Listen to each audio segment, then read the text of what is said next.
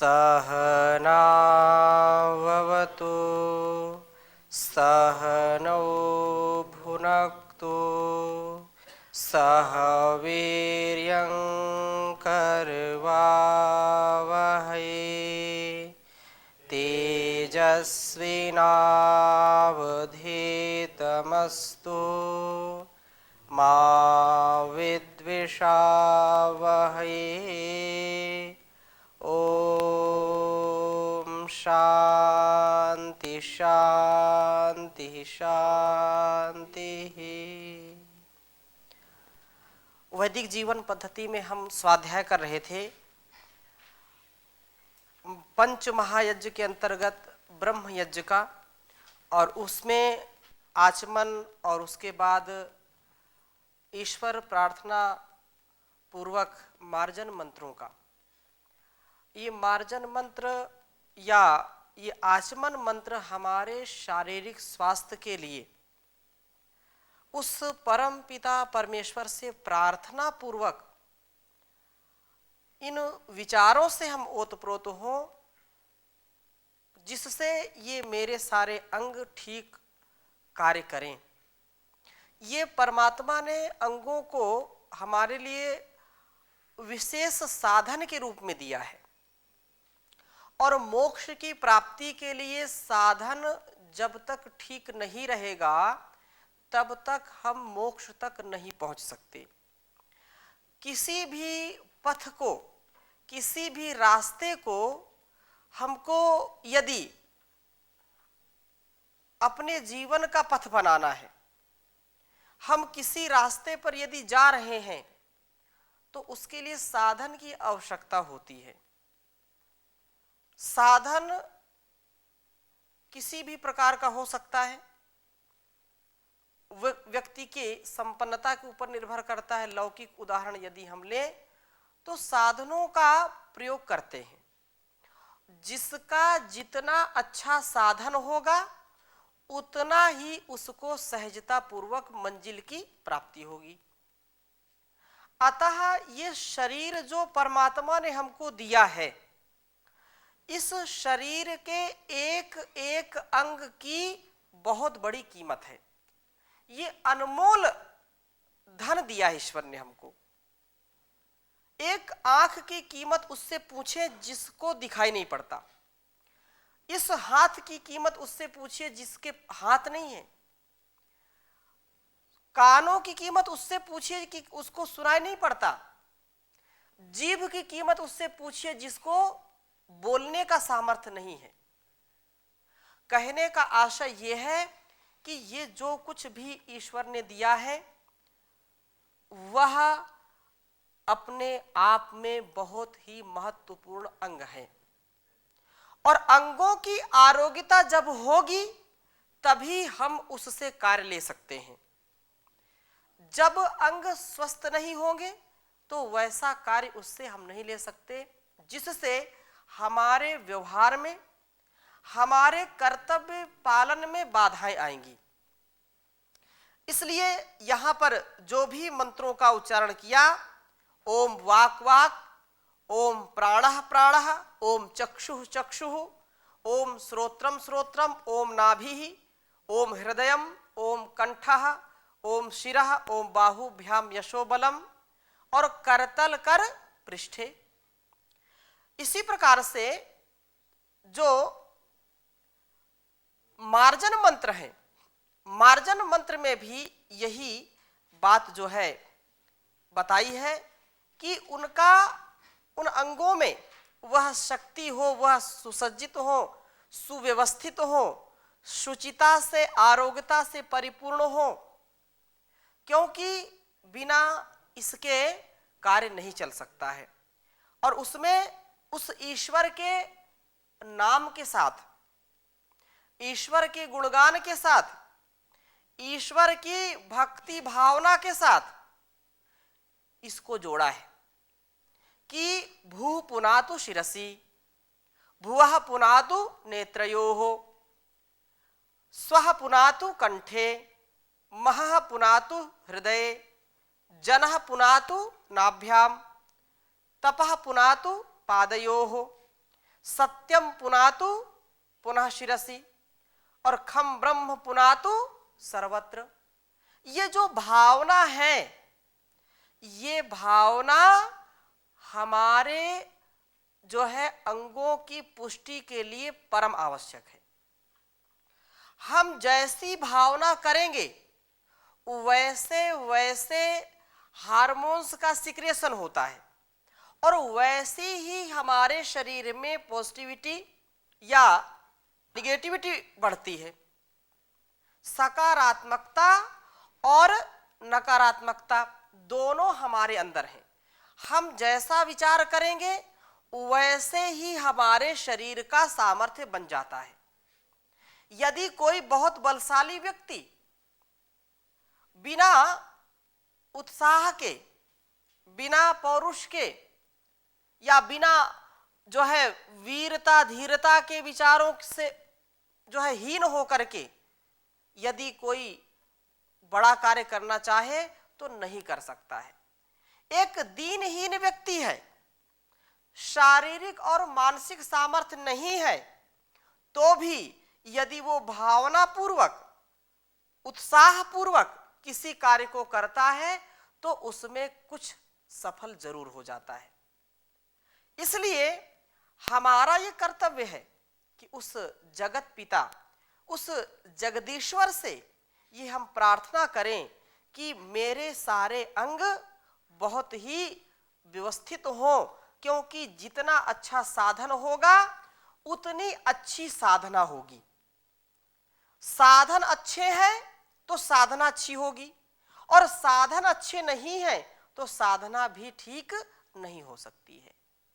यहां पर इसका विपरीत अर्थ कोई ना ले, क्योंकि जो लौकिक साधन है वो लौकिक साधन तो यहीं रखे रह जाते हैं, परंतु साधनों का सदुपयोग करके व्यक्ति उत्तमता को प्राप्त हो जाता है, महानता को प्राप्त हो जाता है। और जो साधनों का प्रयोग नहीं करता है, साधन तो बहुत अच्छी ईश्वर ने दिए, कोई शंका नहीं, लेकिन उस साधनों का प्रयोग करने वाला व्यक्ति भी बहुत उत्तम होना चाहिए।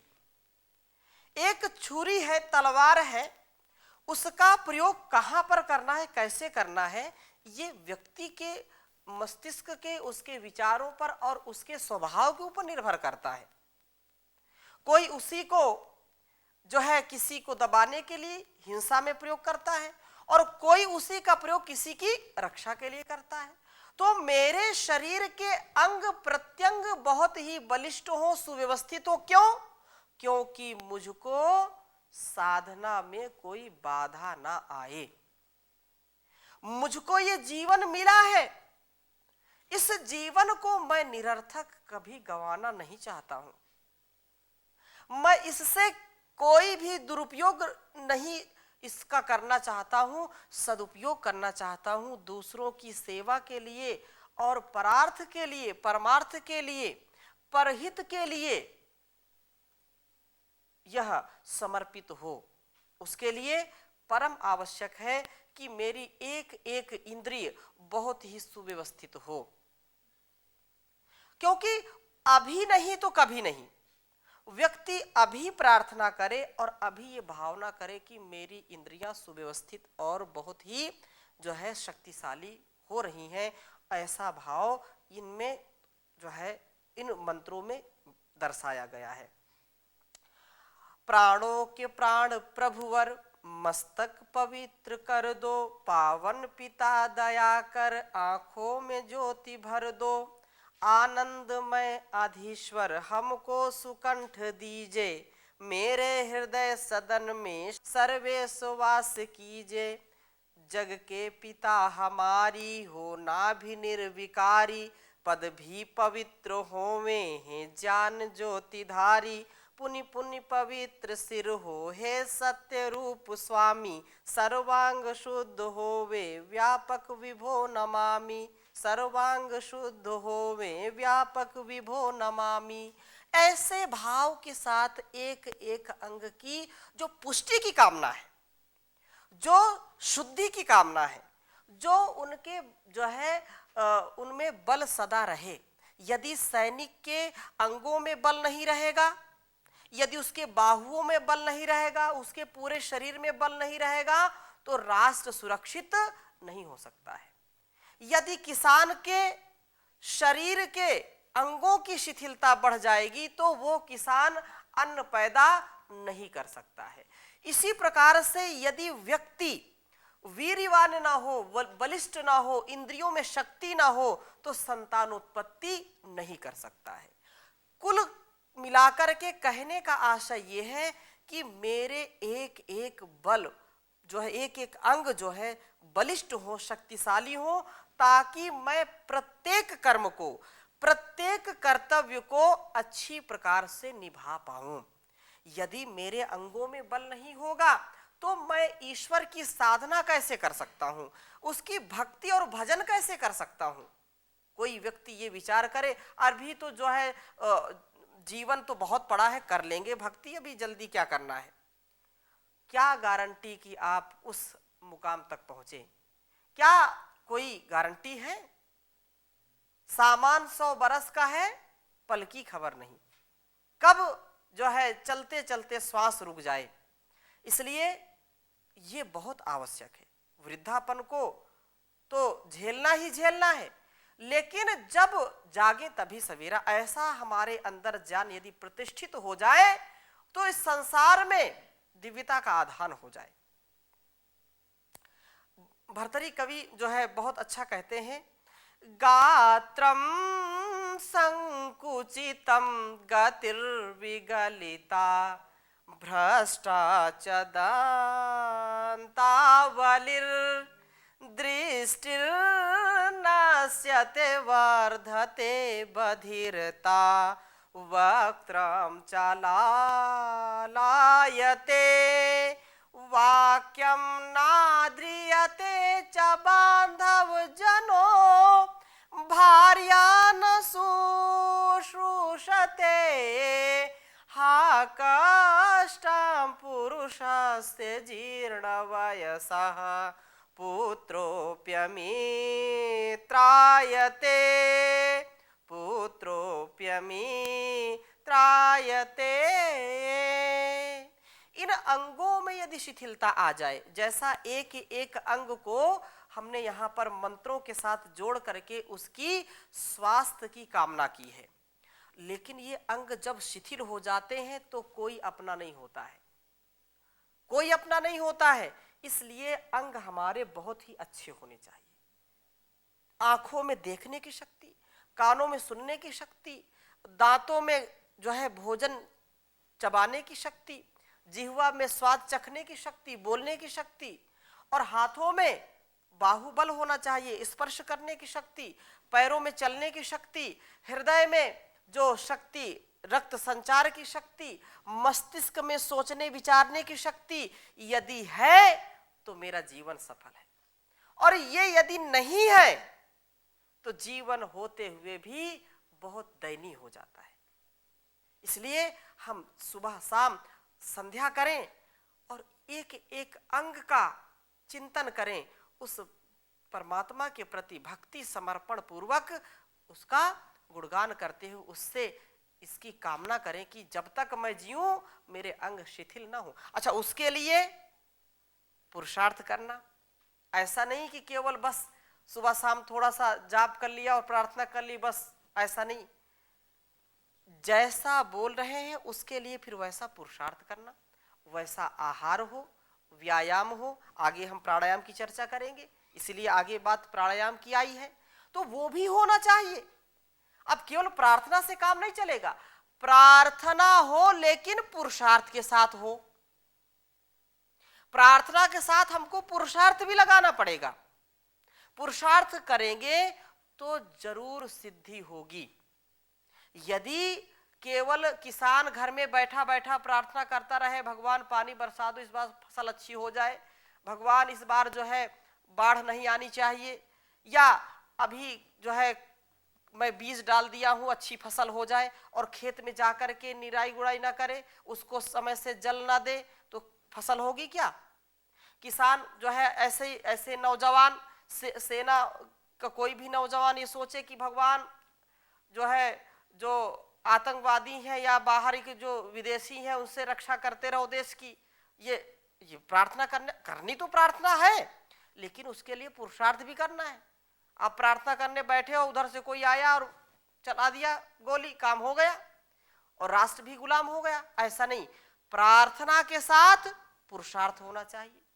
तो प्रार्थना हम कर रहे हैं, लेकिन उन अंगों को कभी भी जो है उनसे कुचेष्टा ना करें। हाथों को कभी गलत कार्यों में ना लगाएं, कभी जो है अपकार में ना लगाएं।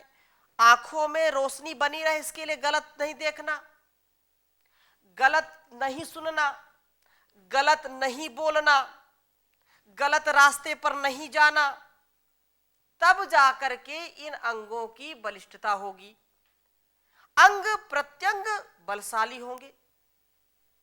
ब्रह्मचर्य पूर्वक, संयम पूर्वक, अब कोई रूप है, रस है, गंध है, स्पर्श है, शब्द है, इनके पीछे नहीं भागना, इनके प्रति आकर्षण नहीं होना।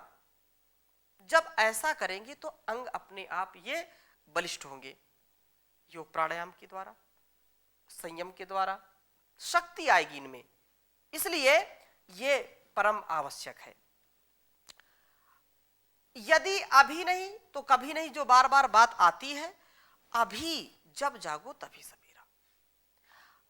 आचार्य शंकर ने भी कहा, अंगम गलितम पलितम मुंडम दशन विहीनम जातम तुंडम वृद्धो याति गृहीत्वा दंडम तदपि न मुंचत्याशा पिंडम भज गोविंदम भज गोविंदम गोविंदम भज मूढ़ मते।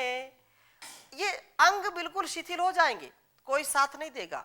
इसलिए अंगों की जो है पुष्टि के लिए साधना करें, संयम करें, तभी जाकर के इनकी पुष्टि बढ़ेगी। तभी जो है आप जब तक जिएंगे स्वस्थ होकर के जिएंगे, नहीं तो केवल चिंता ही रहेगा। मतलब व्यक्ति चिंतित जब अंतिम चरण में पहुंचेगा, आयु जब चौथेपन में पहुंचेगी तो केवल चिंता होगी और कुछ नहीं। इसलिए अपने आप को हम बलिष्ठ बनाएं, उसके लिए पुरुषार्थ करें और उसको ईश्वर की भक्ति के साथ जोड़ें, तभी शक्ति मिलेगी। और इसके बाद प्राणायाम मंत्र। अब प्राणायाम मंत्रों में विशेष है क्योंकि ये महाव्याहृतियां हैं, इनके द्वारा व्यक्ति अपने आप को निर्मल बना ले, छल कपट छोड़ दे, क्योंकि अपकार से व्यक्ति नष्ट हो जाता है और उपकार से बलिष्ठ हो जाता है। जब जब उपकार करेगा तब तब वो बलिष्ठ होगा, अपने शारीरिक रूप से भी और मानसिक रूप से भी। और जब जब अपकार करेगा तब तब वह नष्ट होगा, भ्रष्ट होगा, दुष्ट होगा। इसलिए कभी भी इनसे कुचेष्टा नहीं करनी। ये बात जो कहते हैं, हे प्रभु आनंद दाता ज्ञान हमको दीजिए, शीघ्र सारे दुर्गुणों को दूर हमसे कीजिए, लीजिए हमको शरण में, हम सदाचारी बने, ब्रह्मचारी धर्म रक्षक वीर व्रत धारी बने, वीर व्रत धारी बने। गत हमारी आयु हो प्रभु लोक के उपकार में, हाथ डाले ना कभी हम भूल कर अपकार में, भूल कर अपकार में। तो जो अपकार है, जो भ्रष्टाचार है, जो व्यभिचार है, जो दुराचार है, उससे हम सदा बचते रहें। जब इनसे बचेंगे तो हमारे अंदर सदाचार आएगा, हमारे अंदर शिष्टाचार आएगा, हमारे अंदर सुसंस्कार आएगा, कुसंस्कार नष्ट हो जाएगा। ऐसी भावना से ओतप्रोत होकर के, जल लेकर के इन मंत्रों से हम अपने अंगों की पुष्टि का जो है यत्न करते हैं, प्रयत्न करते हैं, प्रार्थना करते हैं, तो हमारे अंग वैसे हो जाते हैं, बलिष्ठ हो जाते हैं। आगे जो यहाँ पर प्राणायाम के जो मंत्र हैं इनको भी हम लेते हैं, और तैत्तिरीय आरण्यक जो है का बहुत ही विशद इसमें मार्गदर्शन हमको मिलेगा, उसको भी हम देखेंगे। यहाँ पर इसको आप लिख लीजिए, जीवन जीने का आनंद वैदिक जीवन पद्धति में ही है। लिख लीजिए, एक एक मंत्र को हम देखेंगे। यहाँ पर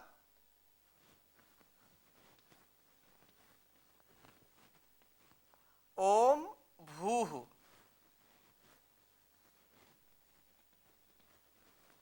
ओम भुवः,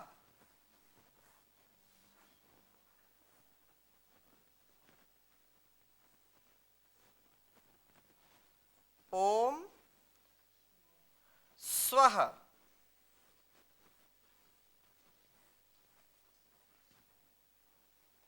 ओम महः,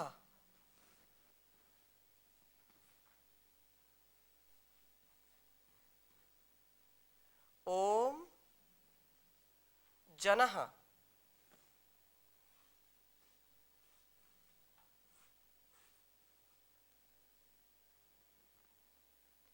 ओम, यहां पर लिख लीजिए,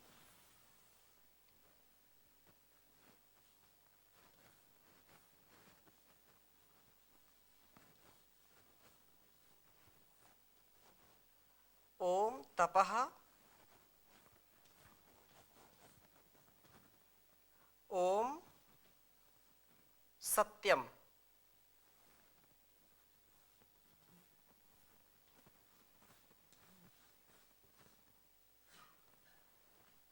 उच्चारण करेंगे। ओम भूः, ओम भुवः, ओम स्वः, ओम महः, ओम जनः, ओम तपः, ओम सत्यम। तो ये जो यहाँ पर प्रार्थना की गई है कि इस प्रार्थना के साथ प्राणायाम करना है। आचमन किया, आचमन के बाद अंगों की पुष्टि के लिए अंग स्पर्श और मार्जन किया, उसके बाद प्राणायाम किया। तो प्राणायाम इन परमात्मा के जो नाम हैं इनके अर्थ पूर्वक विचार करते करते कम से कम 3 बार प्राणायाम करना है इसका, और इसका अर्थ हमारे जो है दिलो दिमाग में होना चाहिए। ओम जो सर्वरक्षक है, सबका जो है रक्षण करने वाला। ओम भूः जो प्राणों से भी प्रिय है, जीवन का हेतु है। भुवः जो सर्वविध दुखों का विनाशक है। स्वः जो सर्वव्यापक है, सुख स्वरूप तथा धर्मात्म जनों को सुख देने वाला है। महः जो सबसे बड़ा है, महनीय है, पूजनीय है। जनः सब जगत का उत्पादक है। तपः ज्ञान स्वरूप है, ज्ञान का दाता तथा दुष्टों को संतापकारी अर्थात उनको जो है ताप देने वाला, दुख देने वाला है। और सत्यम जो अविनाशी, सब जो है परम सूक्ष्म होने से जीव और प्रकृति में भी जो व्यापक है, वह मेरी बुद्धि जो है की शुद्धि और पूरे शरीर की शुद्धि करे। शरीर की शुद्धि, बुद्धि की शुद्धि जब होगी तो मेरे जीवन में आनंद और सुख शांति का आधान होगा। तो वह मेरी हर प्रकार से शुद्धता को बढ़ावे, शुद्धि प्रदान करे, छल कपट आदि दोषों से मेरी रक्षा करे। ऐसा यदि हम रोज प्रार्थना करते हैं तो वह निश्चित रूप से हमारे लिए बहुत ही अनुकरणीय, अनुसरणीय और इस जीवन का परम लक्ष्य जो है उसको प्राप्त कराने में परम सहायक है। वो इस प्रसंग को जो है विशेष रूप से तैत्तिरीय उपनिषद में कहा है तो उसको भी हम लेंगे। यहां पर जो प्रार्थना की है, नमो ओम आनंद शांति प्रदाता, नमो भूः प्राणों के हो प्राणदाता, नमो भुवः दुख हर लेने वाले, नमो स्वः सुखी भक्त आश्रय तुम्हारे, नमो हे महा ब्रह्म आदित्य रूपम, नमो हे जनः सृष्टि कर्ता अनुपम, नमो हे तपः दुख नाशक पिता हो, नमो सत्य सर्वज्ञ सबके सखा हो। सभी हम प्रभु अब शरण आपकी हैं, हुई दूर बाधा जो भवताप की हैं। इस संसार की यदि जो ज्वालाएं हैं, जो कष्ट हैं, उनको यदि हमको नष्ट करना है, इस ताप से यदि बचना है तो इस प्राणायाम के तप को जरूर करना है।